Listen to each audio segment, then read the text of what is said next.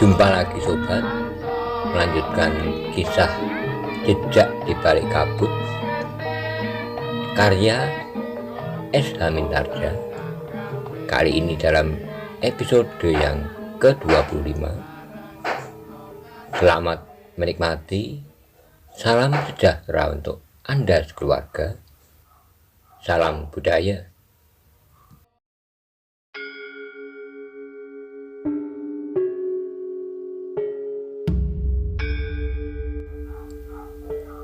Pada episode sebelumnya dikisahkan terjadi ketegangan antara anggota perguruan Gua Lampin dan seorang anggota perguruan Sat,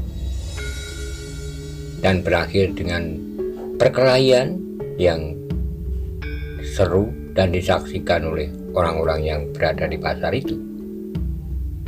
Namun tiba-tiba muncul seorang wanita lain, yaitu guru dari perguruan Gua Lampin. Bagaimana kisah selanjutnya? Simak bersama-sama.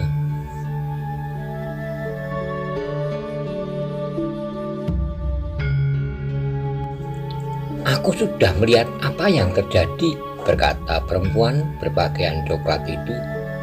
"Ya guru," jawab perempuan yang terluka lengannya, "anak dari perguruan Sat itu mencampuri urusanku."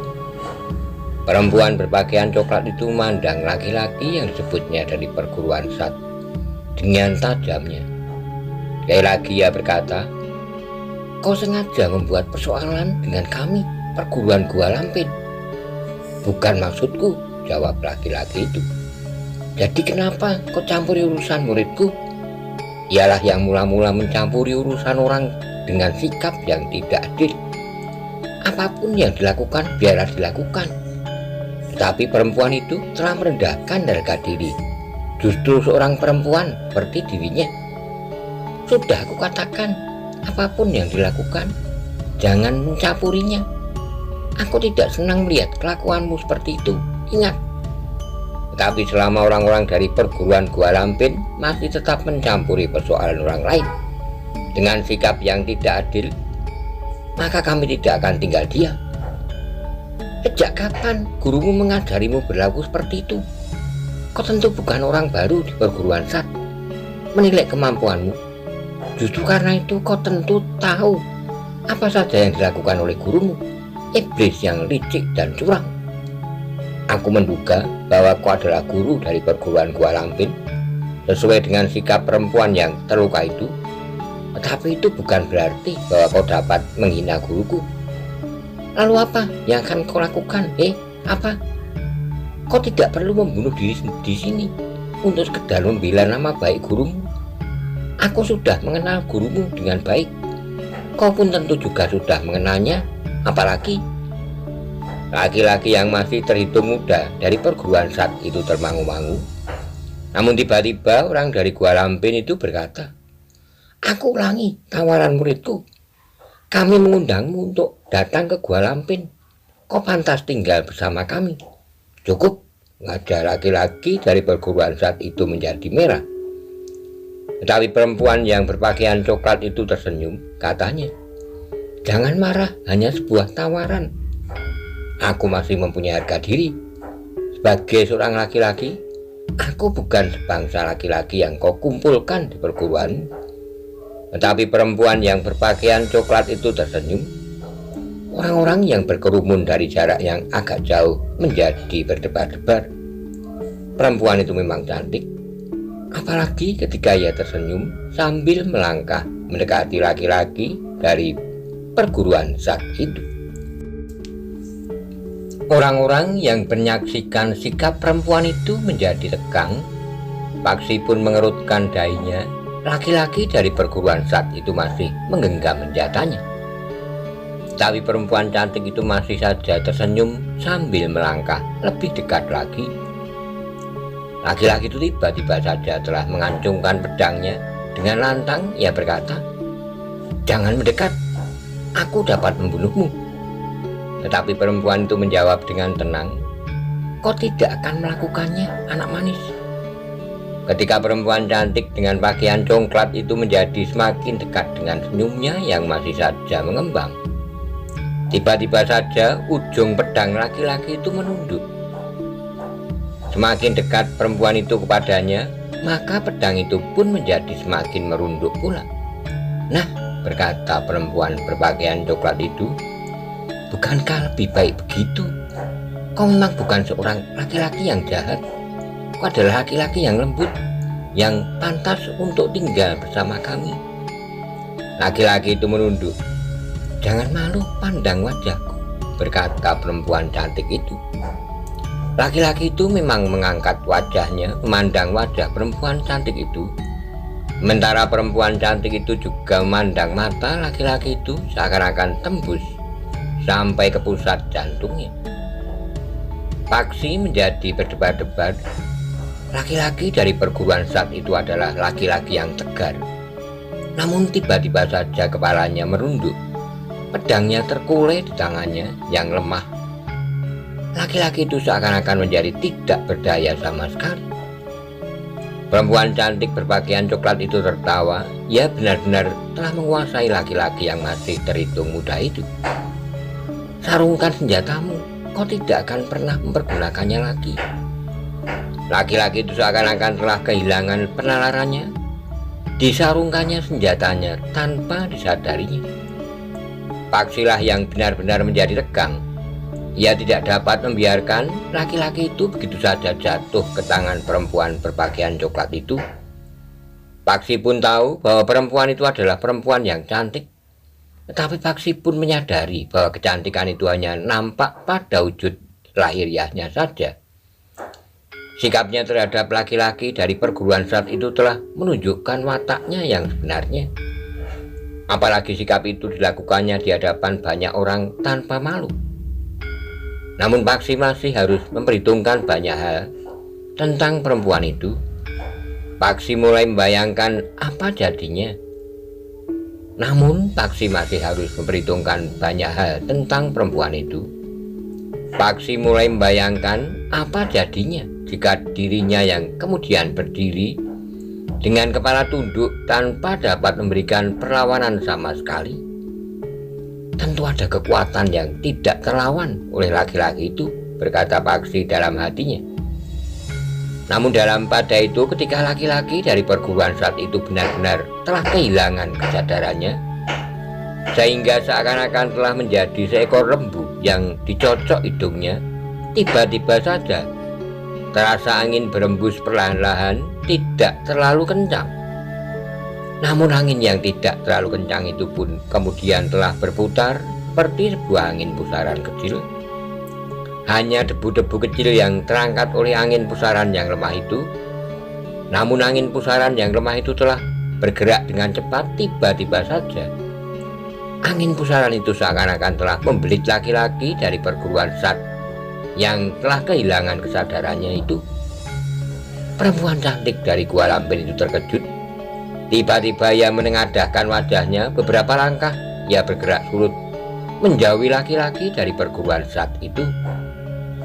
"Setan tua, kenapa kau selalu menggangguku? Marilah kita selesaikan persoalan kita sampai tuntas." Tidak terdengar jawaban, tetapi yang terjadi kemudian adalah bahwa laki-laki yang kehilangan kesadaran itu tiba-tiba mengangkat wajahnya seperti orang terbangun dari tidurnya. Ia memandang sekeliling. Namun tiba-tiba saja laki-laki itu melompat mundur sambil menarik senjatanya dari sarungnya. Dengan garang ia pun berkata, "Apa yang sudah kau lakukan?" Perempuan yang semula nampak cantik dengan senyum yang selalu menghias bibirnya itu mengerutkan dahinya. Wajahnya tidak lagi nampak ramah seperti sebelumnya.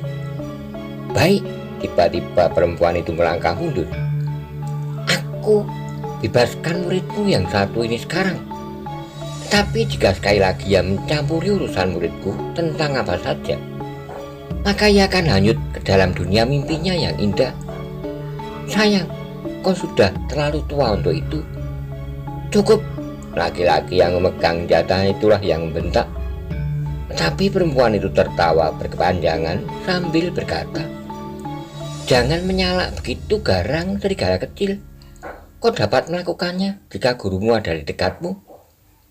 Laki-laki tidak menjawab, sementara perempuan cantik yang berpakaian coklat itu pun melangkah meninggalkan laki-laki itu sambil berkata kepada muridnya, perempuan yang lengannya tergores senjata itu, marilah, biarlah anak itu kita lepaskan kali ini. Laki-laki dari perguruan saat itu tidak memburunya, tetapi ketika ia memandang berkeliling, maka wajahnya serasa menjadi panas. Laki-laki itu merasa sangat malu setelah ia sadari apa yang terjadi atas dirinya. Karena itu, maka dengan serta-merta laki-laki itu pun segera melangkah pergi, meninggalkan lingkungan pasar yang dicekam oleh ketegangan itu. Demikian laki-laki itu pergi, sementara kedua orang perempuan yang aneh itu tidak nampak lagi. Maka orang-orang pun menjadi sibuk. Mereka pun segera membenahi barang dagangan mereka. Paksi sendiri masih berdiri termangu-mangu. Bahkan kemudian Paksi telah berdiri bersandar sebatang pohon di depan pasar yang menjadi semakin sepi. Demikian laki-laki itu pergi, sementara kedua orang perempuan yang aneh itu tidak nampak lagi. Maka orang-orang pun menjadi sibuk. Mereka pun segera membenahi barang dagangan mereka. Paksi sendiri masih berdiri termangu-mangu. Bahkan kemudian Paksi telah berdiri bersandar sebatang pohon di depan pasar yang menjadi semakin sepi. Ketika Paksi melihat seorang penjual makanan yang duduk dengan wajah sendu menunggui dagangannya, ia pun melangkah mendekat. Sambil duduk di sebelahnya, Paksi bertanya, kau tidak pulang, Bibi? Perempuan itu menarik nafas dalam-dalam, katanya, kau lihat, Ngir, daganganku masih banyak. Jika tidak ada orang yang membeli lagi, serba sedikit, aku tidak akan dapat berjualan lagi besok, karena aku tidak mempunyai uang cukup untuk membeli bahan-bahannya. Hari ini daganganku hampir masih utuh. Apakah karena ketegangan tadi, maka makanan yang Bibi jajakan ini tidak laku? Siapa yang akan sempat berpaling pada makanan yang aku jajakan? Jawab perempuan itu. Paksi menarik napas panjang, sementara perempuan itu berkata, aku tidak tahu apa yang dapat aku lakukan besok. Sejenak Paksi merenungi makanan itu. Ia sendiri sedang menjalani laku. Ia hanya dapat makan 3 jenis bahan pangan setiap hari. Satu jenis makanan itu tentu sudah mengandung 3 atau bahkan lebih jenis bahan pangan. Sepotong wajik terbuat dari ketan, gula, garam, dan santan kelapa. Bahkan kadang-kadang dengan penyedap manis jangan. Tetapi Paksi tidak sampai hati melihat kegelisahan perempuan tua itu. Karena itu, maka Paksi pun kemudian berkata, Bibi, di rumahku akan ada tamu. Kebetulan bahwa Bibi masih mempunyai makanan yang cukup. Karena itu, aku akan membeli beberapa potong. Aku akan membeli makananku. Wajah perempuan itu menjadi cerah. Tetapi tidak terlalu banyak, Bibi. Ternyata Paksi membeli lebih dari separuh sisa makanan yang dijajakan itu, sehingga perempuan itu mengucapkan terima kasih berkali-kali sambil tersenyum berulang kali. Sejenak kemudian, maka Paksi pun telah membawa makanan yang dibungkus dengan daun pisang itu. Tetapi Paksi tidak tahu untuk apa makanan sebanyak itu, karena ia sendiri sedang tidak dapat memakannya. Sementara itu, pasar memang menjadi semakin sepi. Perempuan yang menjual makanan itu pun telah membenahi dagangannya pula. Nampaknya dengan uang yang didapatnya dari Paksi, ia akan dapat berjualan lagi esok pagi. Sementara itu, Paksi masih kebingungan dengan makanannya. Namun akhirnya Paksi berkesimpulan untuk membawa makanan itu pulang. Ketika di jalan pulang, ia melihat sekelompok gembala sedang beristirahat di bawah sebatang pohon yang rindang. Sementara kambing-kambing mereka pun berkeliaran di padang rumput yang hijau. Maka Paksi tertegun.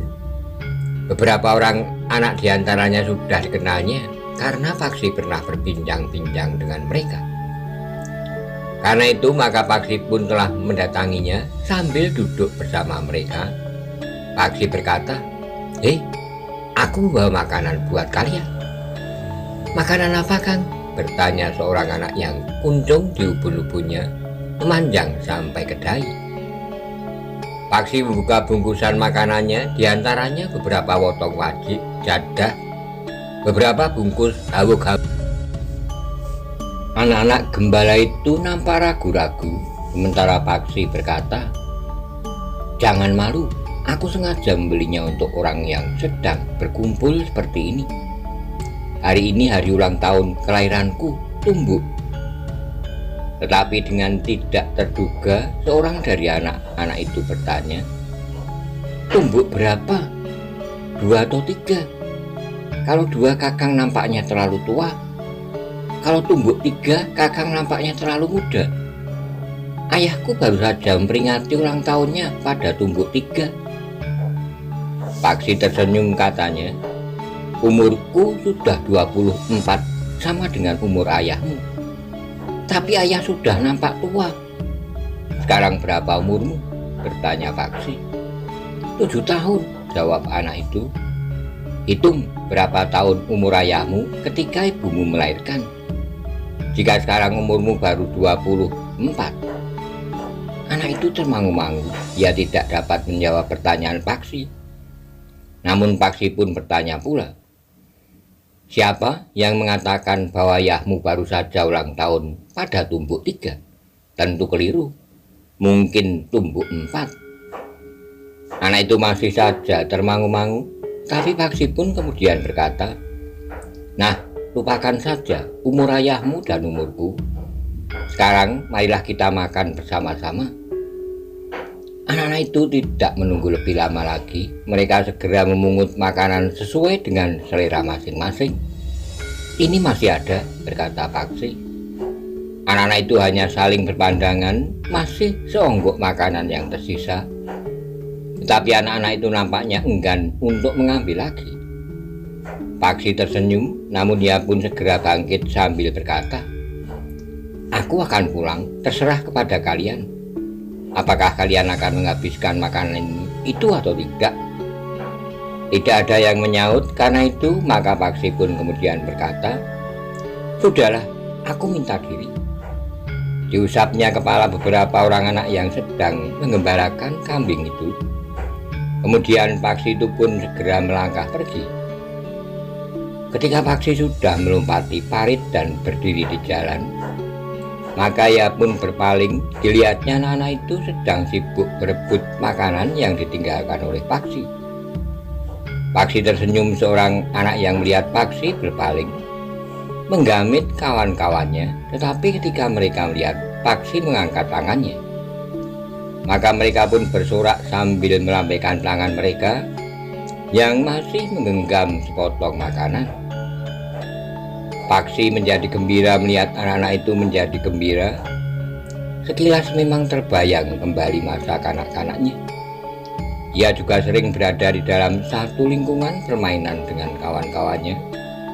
Ia sempat bergembira, tertawa lepas tanpa kekangan, bahkan sampai umurnya menginjak 17. Namun jika ia sudah menginjak ambang pintu rumahnya, maka rasa-rasanya hidupnya menjadi sepi dalam kesendiriannya. Kedua adiknya dapat bergaul rapat dengan ayahnya, tetapi Paksi sendiri merasa hubungannya dengan ayahnya terasa renggang. Paksi menarik napas dalam-dalam. Namun masa-masa itu sudah lewat. Ia tidak lagi harus bertanya-tanya tentang dirinya. Di gubuk kecil di kaki gunung itu ia telah berjuang di bawah bimbingan Ki Marta Briwo untuk bukan saja menjadi dirinya, tetapi membentuk dirinya sendiri. Paksi berjalan terus, panas matahari tidak dihiraukannya. Ia sudah terbiasa terpanggang sinar matahari saat-saat ia berlatih di sanggarnya yang terbuka. Ketika Paksi kemudian sampai di gubuknya, maka ia pun segera membenah diri, sehingga sejenak kemudian ia sudah siap untuk melakukan latihan-latihan ringan. menggerakkan urat-urat darahnya serta melemaskan otot-ototnya. Paksi tidak terlalu lama berlatih, ia pun kemudian pergi ke sungai untuk membersihkan badannya dan mencuci pakaiannya. Ketika matahari menjadi semakin rendah, Paksi sempat beristirahat seperti dikatakan oleh Ki Martobriwo. Di sekitar tempat itu memang terdapat banyak sekali ular dari berbagai macam jenis. Sehingga karena itu maka Paksi tidak pernah lupa setiap hari menelan obat yang diberikan oleh Ki Martobriwo untuk menawarkan racun. Sambil beristirahat, Paksi sempat merenungi apa yang dilihatnya di pasar itu. Ia memang merasa pengalamannya, bahkan pengalaman jiwanya menjadi semakin kaya. Ia melihat seorang ayah yang ingkar akan kewajibannya, dan bahkan telah menjadi benalu bagi istri dan anak-anaknya. Ia pun melihat dua orang dari dua perguruan yang berbeda. Ia sempat mengenali gaya dan ciri ilmu dua perguruan. Namun ia pun sempat mengenali watak dari dua perguruan itu, terutama perguruan Gua Lampin. Ketika Paksi sempat mengenang apa yang terjadi atas laki-laki yang sempat dihisap ke dalam lingkungan perguruan Gua Lampin, maka rasa-rasanya bulu-bulu tengkuknya meremang. Laki-laki yang terkurung dalam gua itu akan menjadi apa saja nantinya? Pertanyaan itu telah membuat Paksi merasa ngeri. Sementara itu, ia harus mengakui bahwa perempuan cantik yang berpakaian coklat itu tentu perempuan yang berilmu tinggi. Dalam keadaan yang demikian, rasa-rasanya ia ingin segera bertemu dan berbicara dengan Ki Martobriwo. Ia ingin menanyakan apa yang sebenarnya terjadi dengan laki-laki dari perguruan Sat itu. Paksi menarik napas dalam-dalam. Ia pun kemudian bangkit berdiri, diraihnya kapaknya yang terselip pada dinding rumahnya. Namun sambil melangkah ke halaman, Paksi teringat pada perempuan tua yang berjualan makanan. Nampaknya hidupnya dan barangkali juga dengan keluarganya tergantung dari setampah makanan yang dijajakannya itu. Namun sejenak kemudian Paksi pun telah tenggelam dalam kerjanya. Dengan kapaknya ia membelah gelondong-gelondong kayu bakar. Kemudian kayu yang sudah terbelah itu dijemurnya di sisa panasnya matahari. Tetapi kayu-kayu itu tidak perlu ditempatkan di tempat yang terlindung, karena nampaknya hujan masih belum segera turun.